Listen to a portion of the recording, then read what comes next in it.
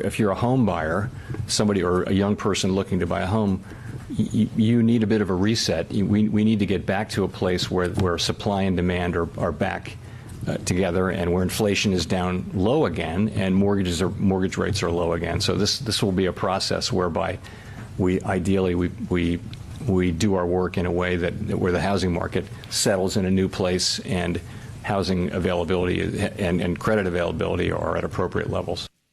That was Fed Chair Jay Powell noting the slowdown in housing this afternoon, saying that the market does appear to be softening. Now, his comments, though, coming as we got data out earlier today showing that mortgage demand is about half of what it was just about a year ago. We want to bring in Debbie Boyd, DLB Financial Services CEO. And Debbie, when you take into account what Powell was just saying, we need to get back to a place where supply and demand are balanced. Where we are right now is a far cry from that. But today's rate hike, what does that mean for housing, and how long do you think it's going to take in order for us to get back to what Jay Powell was just talking about?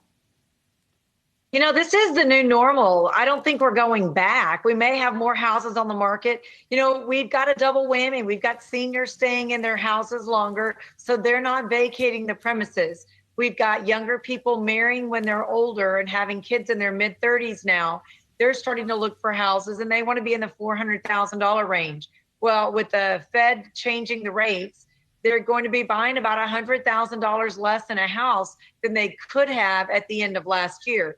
So in the mortgage business, we've been warning people all along that the rate hikes were coming.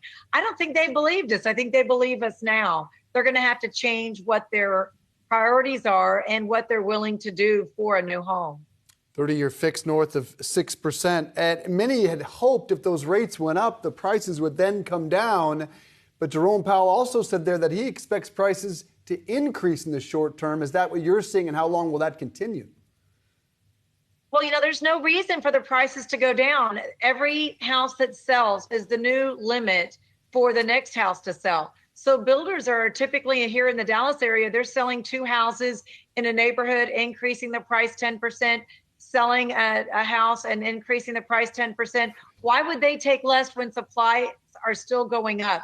Labor, we're still short of labor, and we're not able to get workers. So those guys are going to have to start paying people more to show up to the jobs. So it's going to be a problem, not only because of inventory, not a lot of inventory homes, but the builders are building as fast as they can. They don't have all the supplies that they need. We are still back ordered on refrigerators, washers and dryers, windows. So you can't build without windows. Exactly.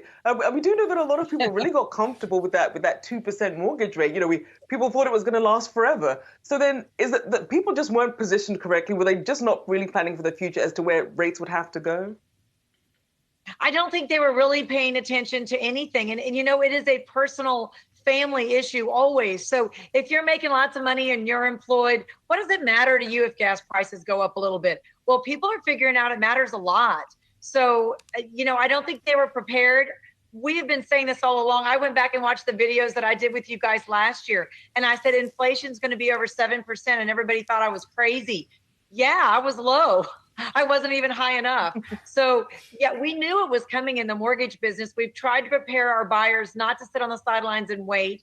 A lot of people are out of the market now. That is true. That's because they rented an apartment and they're in a year lease. They're not doing loan applications because they can't get out of their leases now. So they're stuck until next year around this time. So we're going to see some more movement again next year, but it's going to be after January. Those people are in leases because they could not fight with the competitiveness of the market back in April, May, June of last year. They thought it would end like that at the end of the year, and it got very, very competitive. They kind of got lost in the shuffle. Not everybody likes all of that busyness and all of that bidding. A lot of people just bowed out.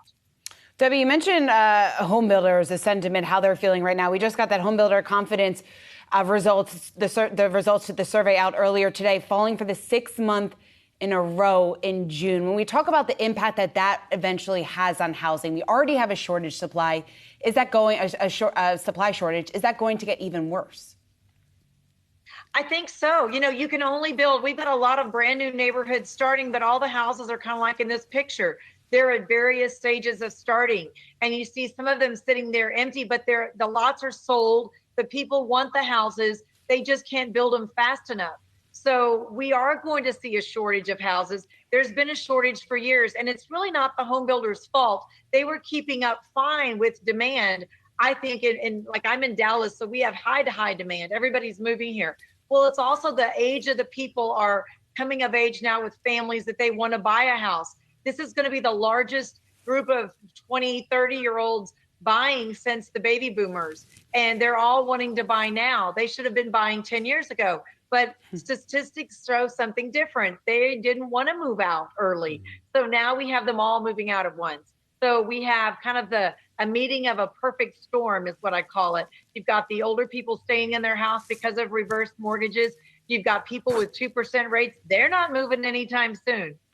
Dallas, clearly, I think, an exception to the rule at this case. Now, as is Tampa, as is Phoenix, and probably a handful of other markets. But coming full circle to what Jerome Powell talked about, how far away do you think that place is where we do see some softening, as he called it?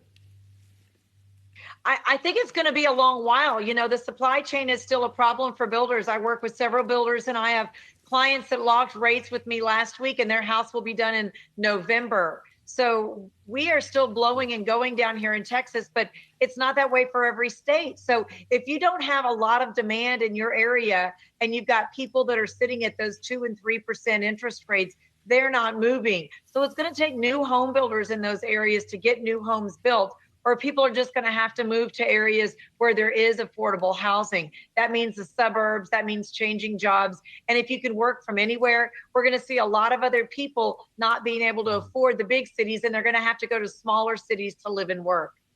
Okay, Debbie Boyd, DLB Financial Services, good to see you. Thanks so much.